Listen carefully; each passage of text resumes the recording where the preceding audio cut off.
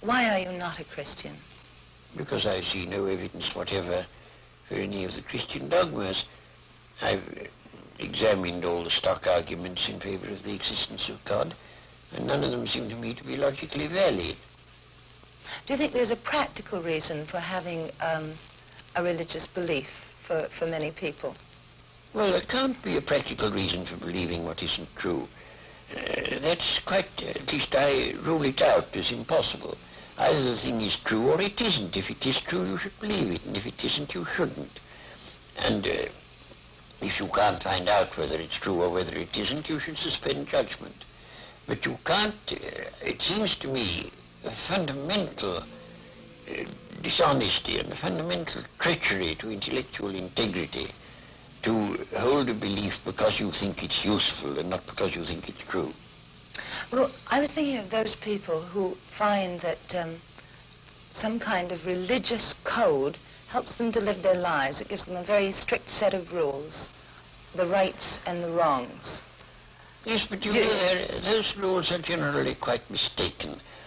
A great many of them do more harm than good.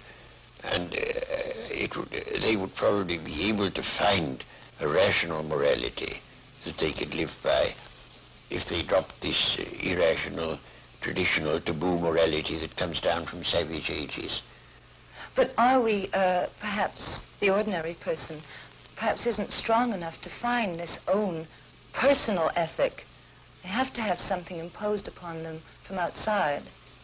Oh, I don't think that's true. And what is imposed on you from outside is of no value whatever. It doesn't count. Well, you were brought up, of course, as a Christian. When did you first decide that you did not want to remain a believer in the Christian ethic? I never decided that I didn't want to remain a believer.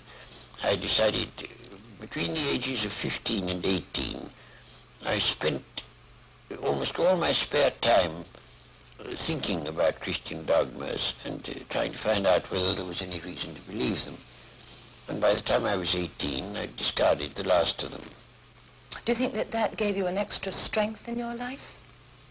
Oh, I don't know. No, I shouldn't have said so. Neither extra strength nor the opposite. I mean, I was just engaged in the pursuit of knowledge.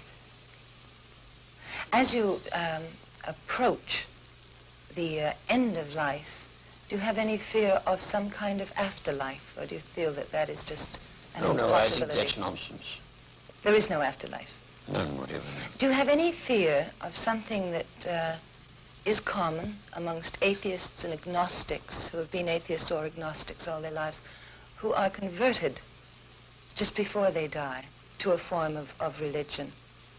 Well, you know, it doesn't happen nearly as often as religious people think it does. Because religious people, most of them, think that it's a virtuous act to tell lies about the deathbeds of agnostics and such. As a matter of fact, it doesn't happen very often.